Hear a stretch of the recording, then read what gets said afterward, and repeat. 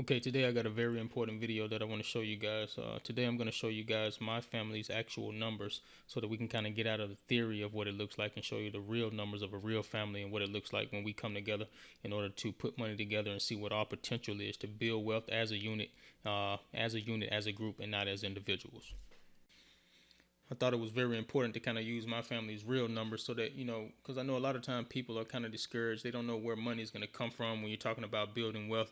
And part of that is because, most people think about themselves as individuals. What can they do individually, personal finance wise, in order to build wealth? But the truth is, the real people who are actually building wealth and making the most strides in this world are the people who are coming together as groups, working together as families in order to build wealth. So I kind of wanted to show you guys my family's actual numbers so that it can turn into like a real example so that you can see what it looks like when people are actually doing these things in real life. So what you see in front of you here is what my family calls our consolidated budget, and we basically do this every year on June 30th. So this is the last time we did this was June 30th, 2019. As you can see, we're coming up on June of 2020. So that's kind of like what inspired me to make this video. But every year our family comes together and makes our consolidated budget so that we can see what our potential is. So I'm going to just jump right into the spreadsheet to kind of explain what's going on here. Essentially what we have here is just a budget, like essentially what I did was go out and collect the individual budgets from about 20 people in my family, the 20 people in my family who are working together as a group in order to build wealth together.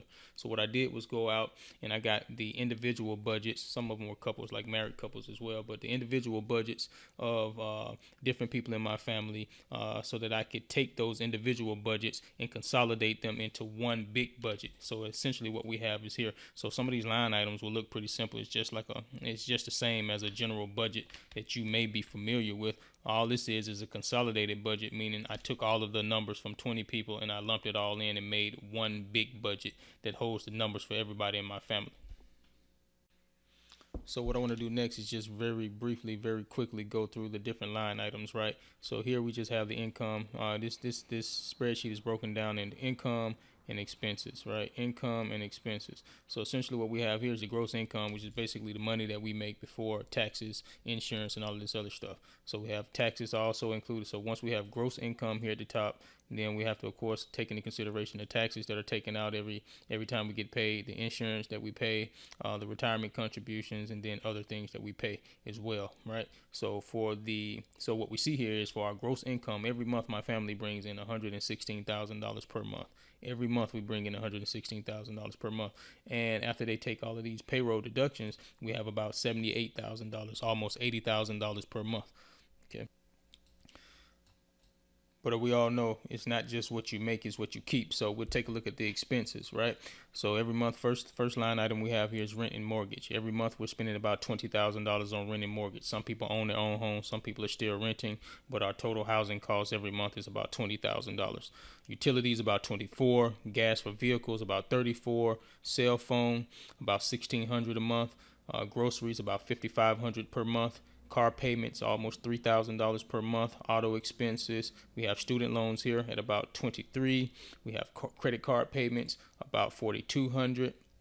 Auto insurance about 2,400. Personal care, gym, spending about $1,000 a month on the gym between all of our family members. Major miscellaneous, which is a special line item that my family has for a very specific reason. I'll probably explain that in another future video. Here, miscellaneous is just basically the fun money that everybody has.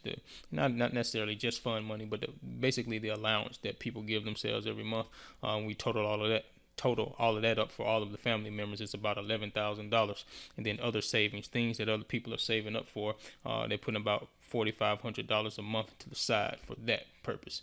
What we see here is after we add up all of these expenses, we're spending about $64,000 every month. About $64,000 in total expenses every month.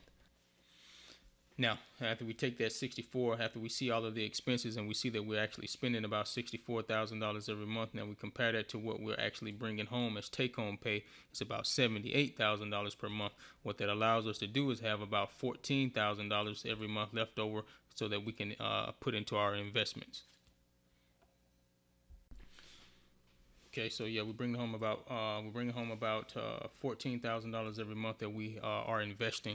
Now, me personally, I don't think that's a very good number considering how much we make. But the point of doing this exercise for the very first time and letting your family see it is not really about what the actual number is. The point is doing this so that you can see what the potential is, seeing what the gross income is, seeing what your take-home pay is as a group, seeing what the total expenses are, and then seeing what that bottom line number is. And this is what really matters, right? This bottom line numbers, how much money can we invest every month as a family? Now, like I said, the purpose is just to see this first so that you can understand what numbers start to look like when you start aggregating. These are numbers that the most people individually can't fathom. Most people individually will never see these numbers, and we wouldn't see them either. Like myself personally, I don't make this much money. No one in my family does. But once we come together and see how much we're making as a group, you can kind of understand where money comes from for investment. So that's the whole purpose of doing this first. Consolidating the numbers, seeing what the numbers look like when you work as a group, so that things can be seen more realistic when you're talking about wealth building. Now that we've seen the monthly numbers, I want to kind of extend this so that we can see what this looks like over a year. So in this column, I'll unhide this. And now we'll see what it looks like for the year. So in this column is just the monthly numbers. In this column, we have our yearly numbers, which is basically I just multiplied the monthly numbers by 12. And what you start to see is something very special. The gross income for the year, my family as a group, we make almost $1.4 million per year. That's $1,395,000 per year. Of course, we paying a grip in taxes, $324,000 in taxes, about $42,000 in insurance, retirement contributions of about $80,000, and other contributions, which is basically like charitable giving that people give on their payroll deductions, about $6,500 per year. But the point in seeing this is seeing like what these numbers look like when a family is working together as a group. Now, after you've consolidated the numbers and you can actually see all of these numbers, especially these yearly numbers, the next thing this should be natural to do is start thinking about, okay, now that I see these yearly numbers, what are the insights that I can get, and then what can I start to do?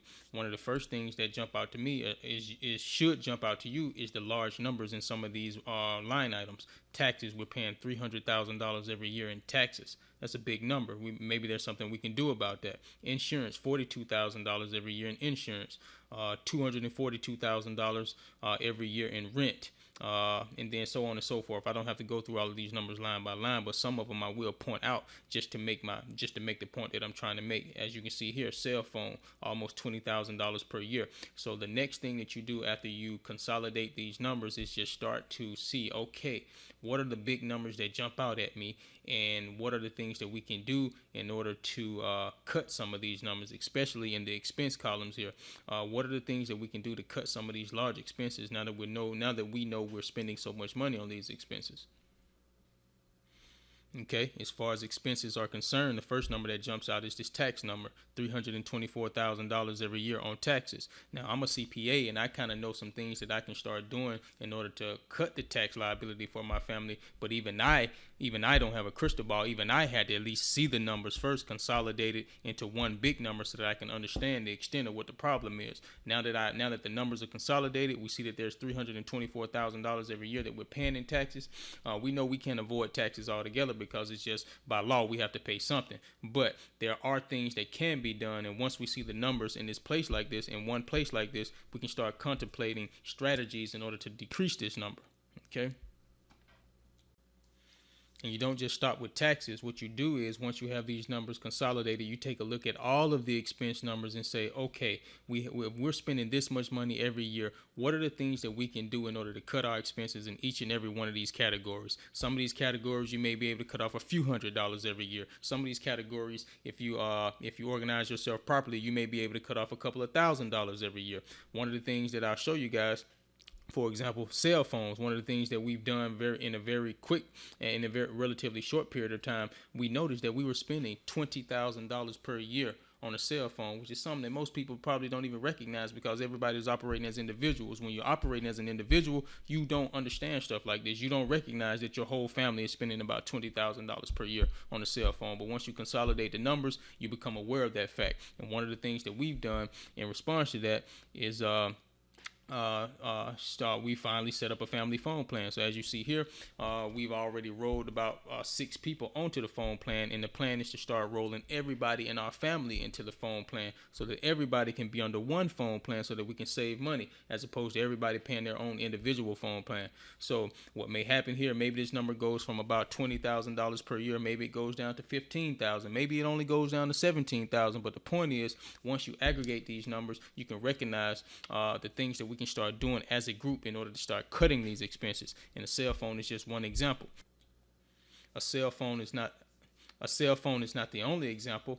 For instance, one of the most ambitious things that we are considering is how we can deal with this rent and mortgage number, right? We already recognize that we're spending $20,000 every month, $242,000 every year on housing costs. One of the things that we are considering now as a family is buying a family mansion, buying a family compound. I think $20,000 per month can go a long way in a lot of places. And instead of having 20 different households or 10 different households, what we're now considering is how can we all get in one place and buy one big family mansion and all live on the same property, or at least the same compound, if not under the same roof, at least the same complex, same compound. So these are things that you don't recognize that you have the power to do until the family starts coming together and seeing what the aggregate numbers look like. So as a group, we're spending about $20,000 a month on a mortgage, but in a lot of places, $20,000 will get a pretty big place. So those are the type of things that you'll start to recognize, and those are the type of things that you can start to contemplate once you start operating as a group instead of operating as individuals.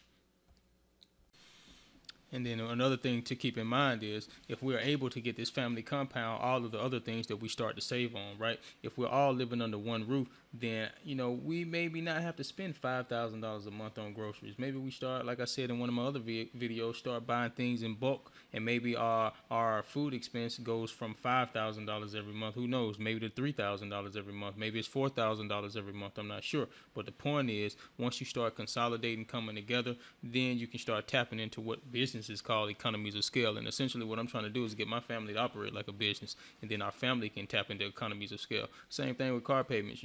Once we start consolidating, all of us living in one place, everybody doesn't have to have a car. Maybe we have a few cars, enough cars to make sure everybody can get where they need to go, but we don't need as many cars that we currently have, and that's perfectly fine.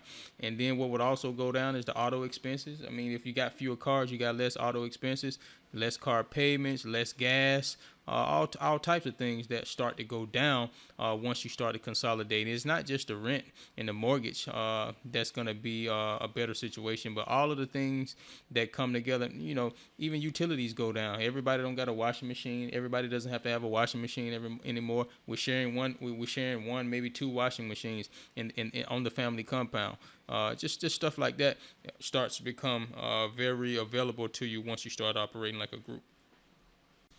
Now, as I wrap up this video, I think it's important to bring it home and talk about what this all means. The bottom line is what we're trying to do is make this bottom number larger, right? In order to increase our investments, we need to cut our expenses. We know what our income is, and some of that can't change. You make what you make at your job, but what we can control is the amount of money that we spend. And if we cut these expenses in these creative ways that we've been talking about, then we can go from maybe saving and investing only $14,000 per month. Maybe we end up saving $20,000 per month, $25,000 per month, and invest in that. And next thing you know, we have even more than this every year. Like I say, this 170 is just this 14 multiplied by 12. But essentially, once we start getting creative and cutting all of these yearly expenses, then just by tapping into economies of scale, getting on the family phone plan, getting on the family compound, then what we can do is start having even more money than this to save.